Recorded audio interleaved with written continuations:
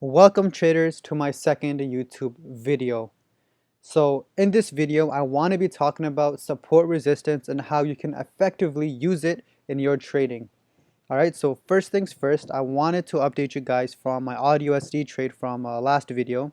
And as you can see, we actually hit our target of 0.705, an easy 100 pip move. However, I was expecting a retest of this singular wick high to occur. That did not happen. And as you can see, we actually entered a short trade, which I actually sent out on my Telegram. So I hope most of you guys actually caught this trade with me. So as you can see, we after the week opened, the markets opened up. We formed a small pin bar, bearish pin bar, retesting the trend line and retesting this blue moving average, maintaining a closure below it. So I sent out an AUD sell signal, and as you can see, we absolutely melted back down to our target of 0.705. This proves that you want to be able to adapt to what price action is telling you, and you don't want to miss an opportunity by simply waiting for a simple 15 pip retracement up to this intended target. Alright guys, so I hope you guys were able to catch this trade with me, and let's move on to support resistance. Understanding the concept of support and resistance. I have made a small scenario for you guys to make it as simple as possible.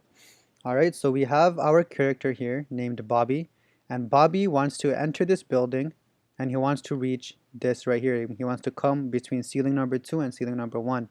Bobby tries jumping, however, as you can see, ceiling number 1 is acting as a resistance. Now, if we can substitute Bobby for price action in the Forex market, you can notice that price has trouble breaking above ceiling number 1, which we can say is resistance area. In other words, price has trouble breaking above resistance area.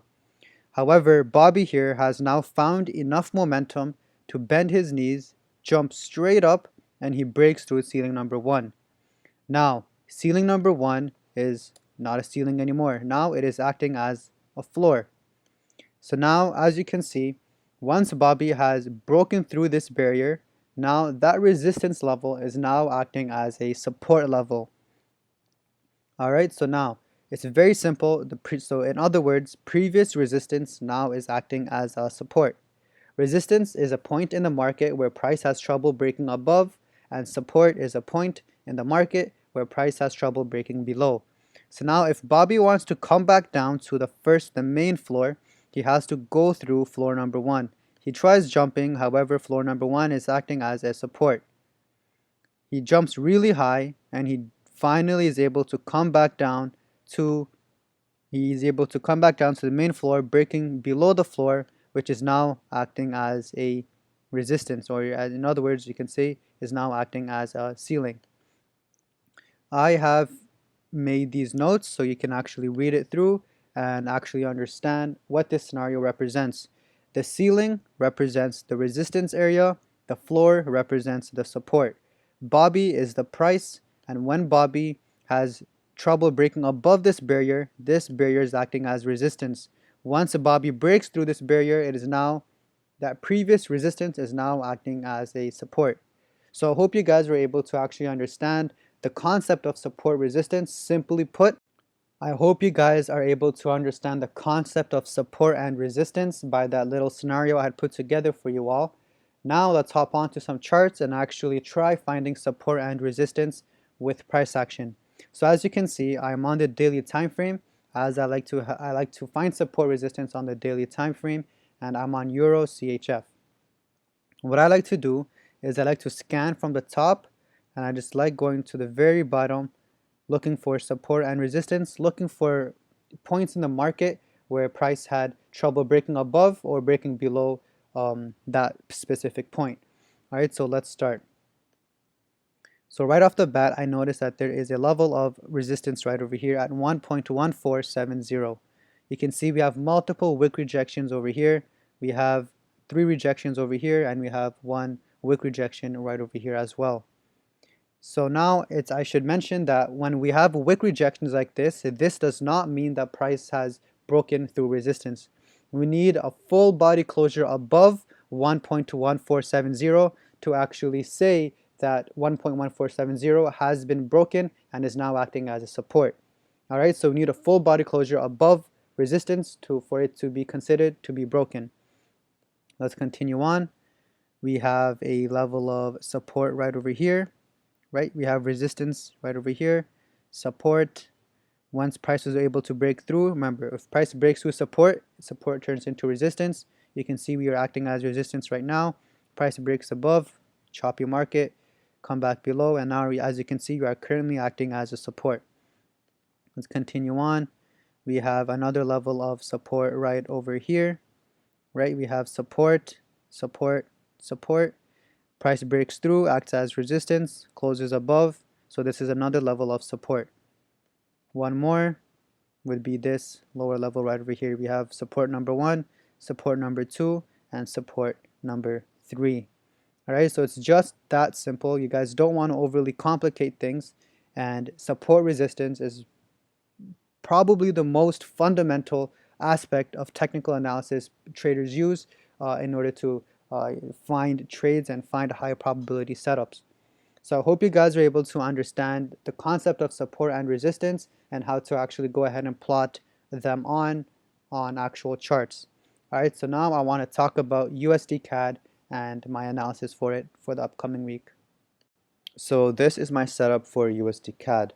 As you can see, I've drawn on this little box over here. This is to illustrate that price has been moving sideways after we've had a nice bullish engulfing closure above the 1.34 resistance level.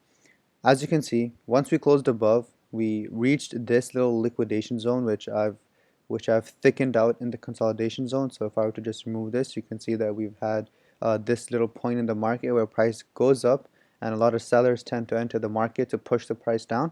So we have two examples over here, and we have another example right over here. But to continue the analysis, we had price closes above, and now price is just moving sideways. I do notice that we are in a series of higher highs and higher lows as well, illustrated by this channel over here.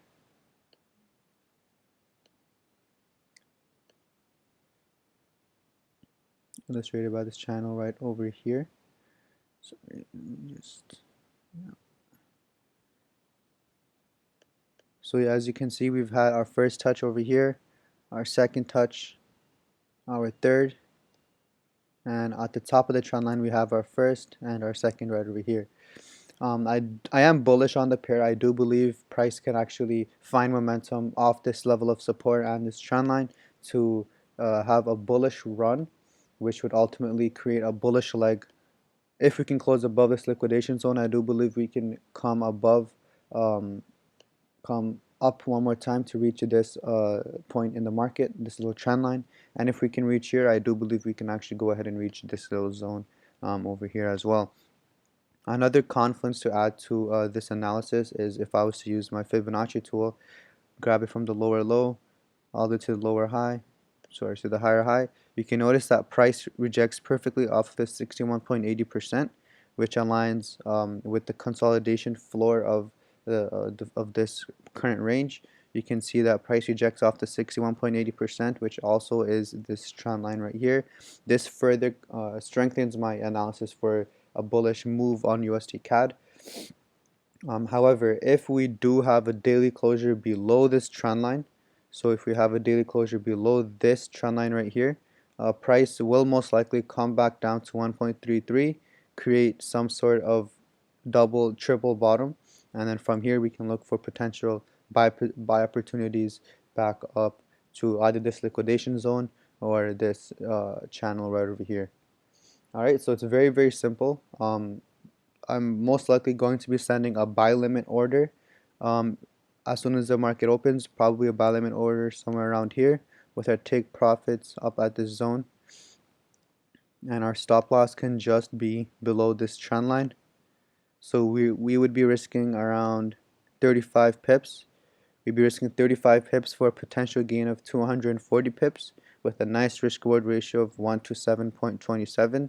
So this right here could be a really good opportunity for a buy position. And remember, if we close below this trend line, that means that this analysis is invalid, and we are most likely going to come back down to 1.33, the daily psychological level, and we can either look for a bounce or a break scenario to continue this trade.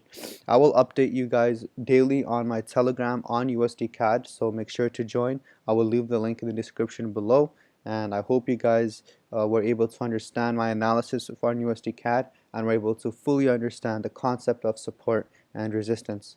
I'll see you all in my next video.